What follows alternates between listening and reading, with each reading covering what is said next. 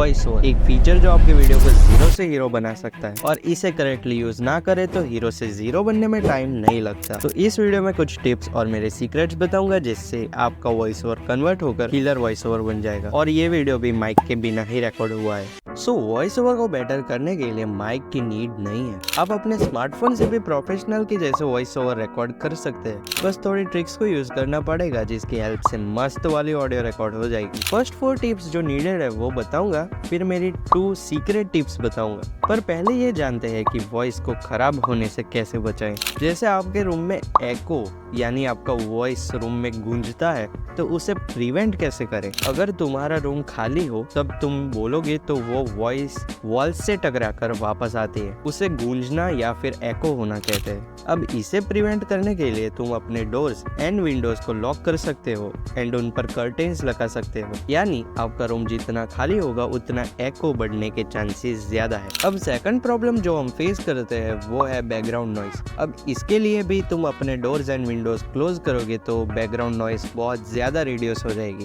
Background noise आ रही है तो वो हम एडिट के टाइम पर गायब कर देंगे, वो भी सिर्फ एक क्लिक से। So don't worry. Next problem जो हम सब फेस करते हैं वॉइस रिकॉर्ड करते टाइम वो है हकलाना। अब ये प्रॉब्लम नॉर्मल है। खुद ध्रुव राठी जिसके 19 मिलियन प्लस सब्सक्राइबर्स है वो भी हकलाता है। ध्रुव राठी 15 to 20 टेक्स लेता है एक वॉइस ओवर को रिकॉर्ड करने में।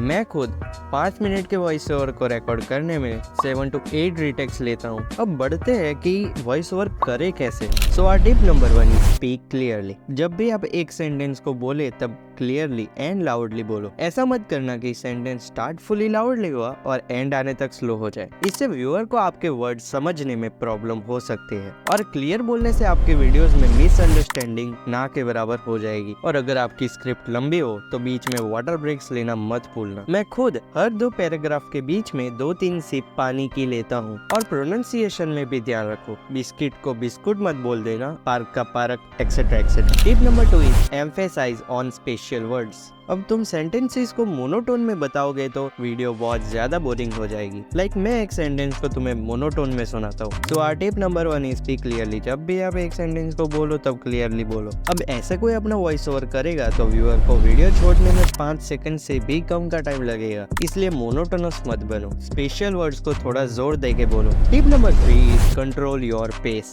मतलब आप कौन सी स्पीड पर बोलते हो उस पर थोड़ा ध्यान दो। आपकी स्पीड ना बहुत फास्ट होनी चाहिए ना बहुत स्लो होनी चाहिए। It should be perfect. आपकी स्पीड फास्ट होगी तो व्यूअर समझ नहीं पाएगा कि आप बोलना क्या चाहते हो। अगर स्लो होगी तो व्यूअर बोर हो जाएगा। इसलिए नॉर्मल स्पीड पर बोलो। और इसकी प्रैक्टिस करने के लिए आप कोई भी ऑब्जेक्ट ले लीजिए। अब उसको अपना फ्रेंड समझकर बात कीजिए। ये खुद ध्रुव राठी भी यूज करता है। इससे आपकी प्रैक्टिस भी हो जाएगी और आपका बोलने का तरीका भी ठीक हो जाएगा। और tip number 4 is use pause effectively. अब वॉइस ओवर करते टाइम सब पॉजेज लेते वर्ड्स एंड सेंटेंसेस के बीच में, लेकिन पॉज कैसे लेते और उसके फायदे क्या है आइए जानते हैं। तो पहला फायदा होता है कि आपकी वॉइस की क्लैरिटी को बहुत ज्यादा बूस्ट मिलता है और पॉजेज से इंपॉर्टेंट वर्ड्स को एम्फसाइज कर सकते हो जिससे कंटेंट ज्यादा इम्पैक्टफुल बन जाता है और ऑडियंस को मैसेज क्लियरली समझ आता है। तो नेक्स्ट फायदा है नेचुरल फ्लो।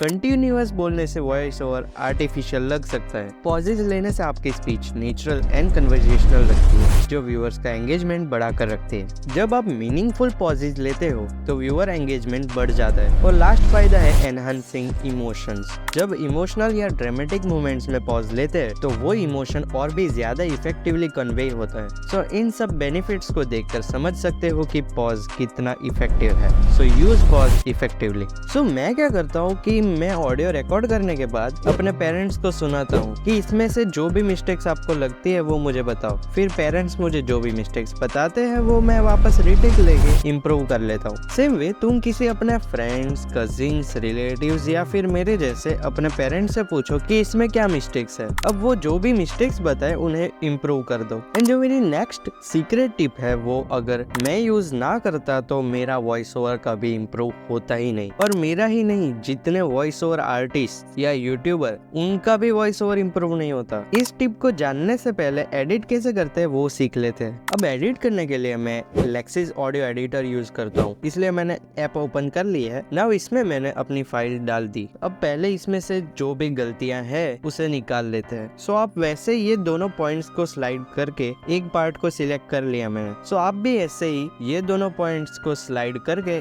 एक पार्ट को सिलेक्ट कर लो जैसे मैंने किया। अब राइट कॉर्नर में 3 डॉट्स दिख रहे हैं, उन पर क्लिक करो। नाउ जो 5th ऑप्शन है कट, उस पर क्लिक करो एंड जो पार्ट हमने सिलेक्ट किया था वो हट गया। अब इन दोनों में से मुझे लेफ्ट वाला ज्यादा अपीलिंग लगा, सो राइट वाले को हम ट्रिम कर देंगे। अब वापस 3 डॉट पर क्लिक करके इफेक्ट्स चूज कर लूंगा। Now last 2nd option choose करके 3rd ऑप्शन को चूज कर लूंगा। अब 3 डॉट पर वापस क्लिक करो और ऑडियो को नॉर्मलाइज कर दो। अब वापस इफेक्ट्स में जाओ और ये ऑप्शन क्लिक करो, इक्वलाइजर एम्पलीफायर। नाउ लेफ्ट के पहले जो 4 बार्स है वो बेस के लिए और राइट के 4 बार ट्रेबल के लिए। मैं ये वाला सेटिंग रखता हूँ अपनी वीडियोस में। नाउ अगर आपके वॉइस में बैकग्राउंड नॉइस है बहुत, तो सिर्फ अपना ब्राउजर ओपन कर लो एंड उस पे लिखो एडोबी पॉडकास्ट एंड जो साइट है उस पर साइन इन करने के बाद आपको ऑप्शन मिलेगा चूज फाइल्स। अपनी फाइल को इधर डालते ही वो थोड़ा टाइम लेगा and your voice is ready. अब ये सिर्फ तभी यूज करना जब आपके वॉइस में एको और बैकग्राउंड नॉइस हो। मोस्ट प्रोबेबली ये ऑडियो को बहुत स्लो कर देता है। अब ये टिप के बिना कोई भी यूट्यूबर अपनी वॉइस अच्छी नहीं कर सकता और ये टिप बहुत ही ज्यादा यूजफुल है और ये मैं अपने एक्सपीरियंस से बोल रहा हूँ कि our last secret tip is practice practice and practice. हाँ, मुझे पता है कि ये कोई सीक्रेट नहीं है, लेकिन फिर भी न्यू यूट्यूबर्स इसे इग्नोर कर देते हैं एंड फिर सोचते हैं कि यूट्यूब मेरे लिए नहीं है। So practice hard. अब आप अगर गेमर हो तो लेफ्ट वाली वीडियो पर क्लिक करो, आपके लिए बहुत फायदेमंद है। और अगर नहीं हो तो राइट वाली वीडियो पर क्लिक करो, मैं तुम्हें मिलता हूँ वहाँ पर।